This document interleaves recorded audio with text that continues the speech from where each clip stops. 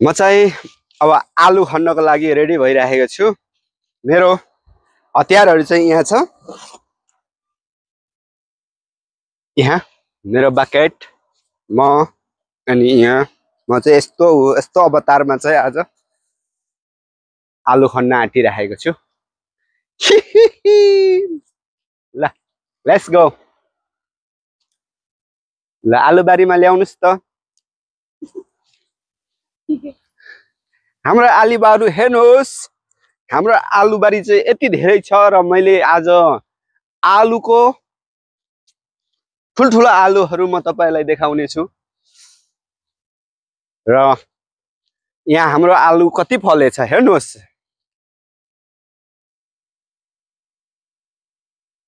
है त साथीहरू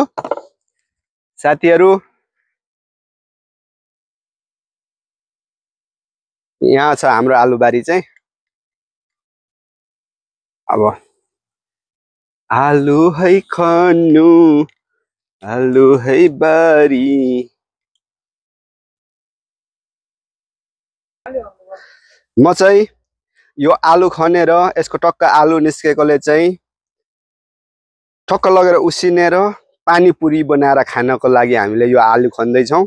हेर्नुहोस् साथीहरू, अब यो आलु कतिको राम्रो ठुलो आउँछ हेर्नुहोस् है।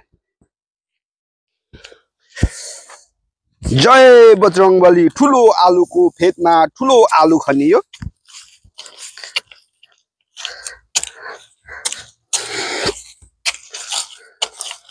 ए हाम्रो आलु चाहिँ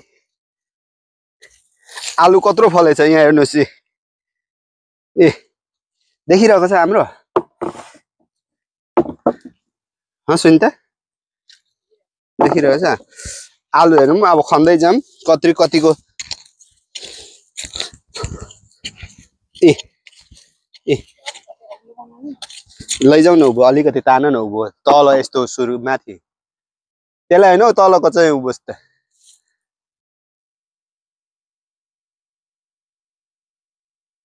ओके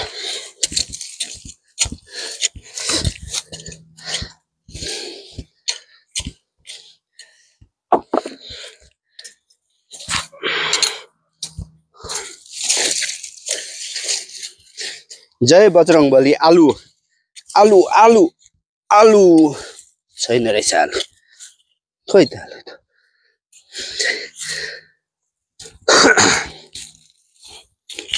आलु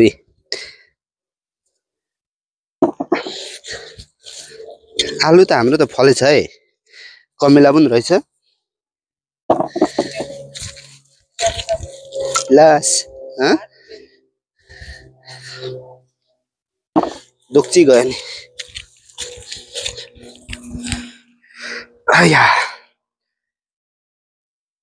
अब यतिको खेती गर्दाखेरि यतिको आलु फल्दिएमा हामीलाई धन्य हुन्छ। कुनै ठाउँमा त उही सिर्फ 2 दाना मात्र रहेछ, आफ्नै जति मात्र रहेछ।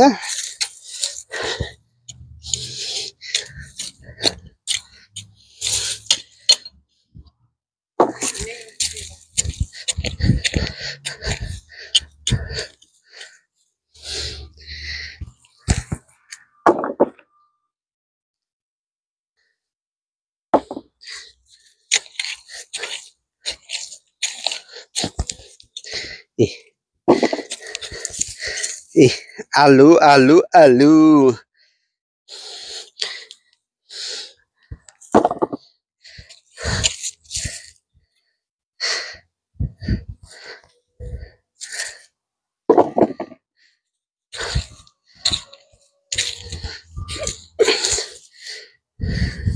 ए कुहिएछ नि हेर। ए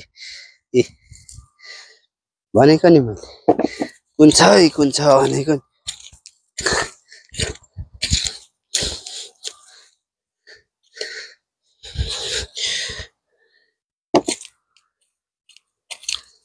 करङ नै दोब्र्याउने रहेछ।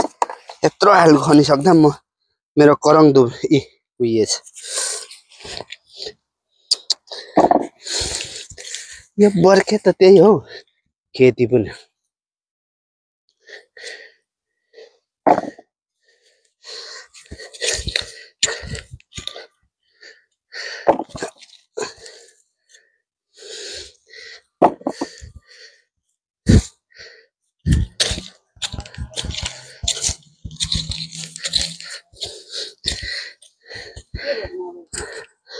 के रोप्नु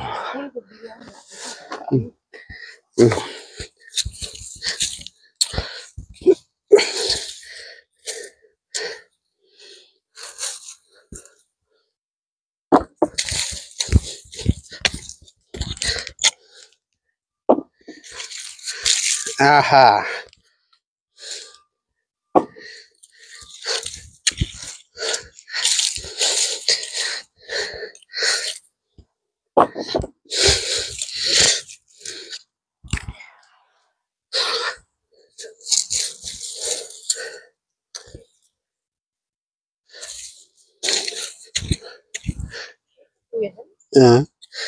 कुन छ भनेको नि मैले खनिहाल्नु पर्छ भनेको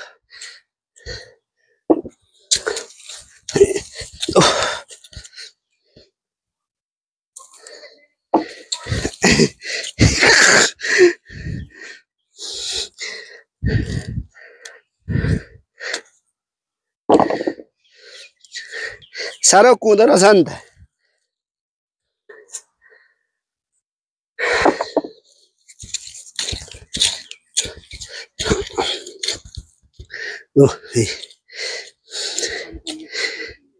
कुहियो नि हाम्रो पनि कुहिएछ ए ए रोप्ने होइन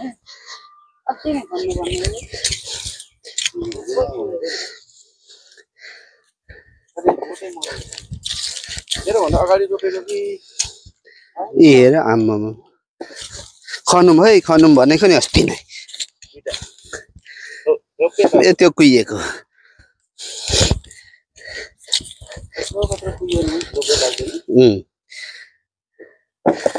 अझै यहाँ त के कुको छ र अलि उता कुको छ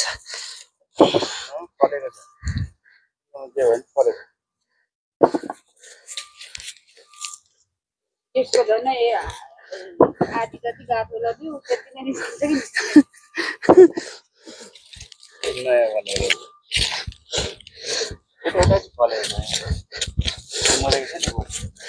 जति मर्यो त्यति कुन्छ के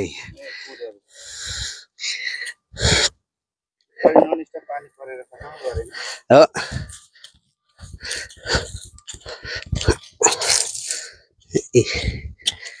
सिर्फ दुई दानाको दुई दानै छ त थपिएन त अनि ए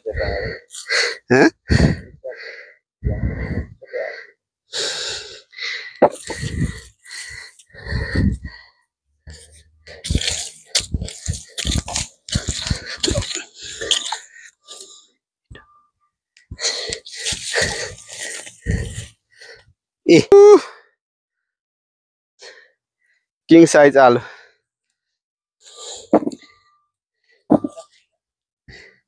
कुनै कुयो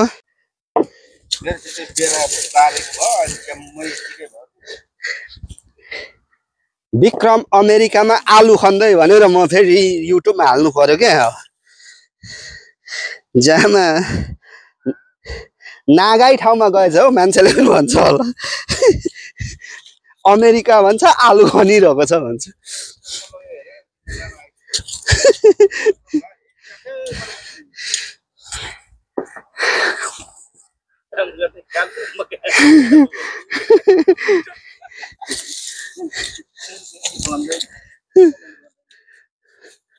ऊ हेर राम्रो चाहिँ कुहिएछ नि हेर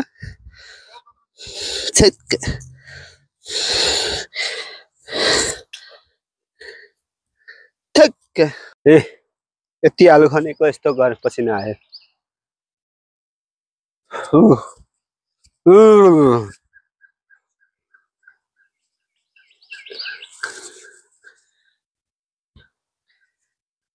काम गरेर खान नसक्ने रहेछ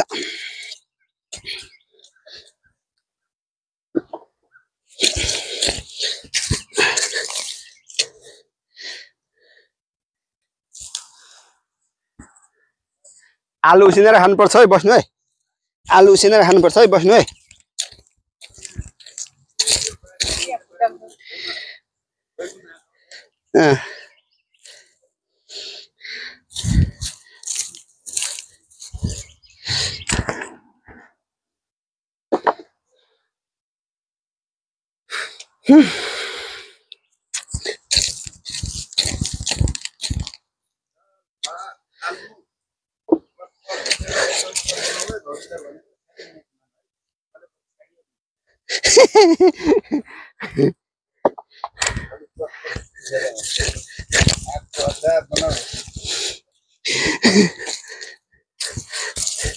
जहिले मेजमान मेजमान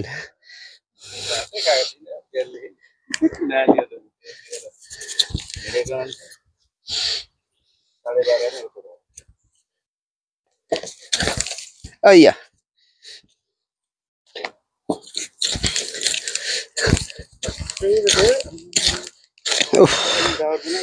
कस्तो कुहिएको गना यार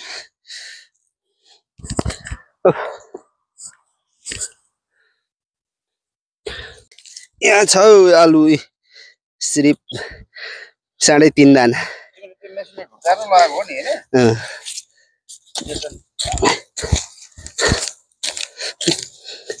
पचेछ नि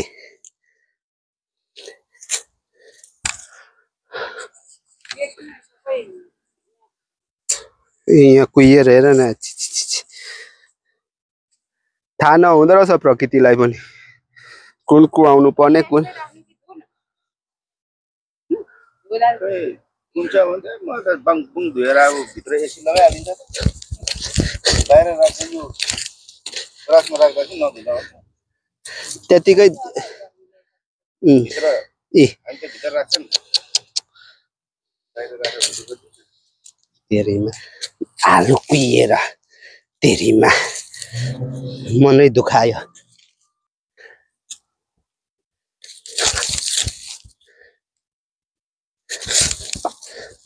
ए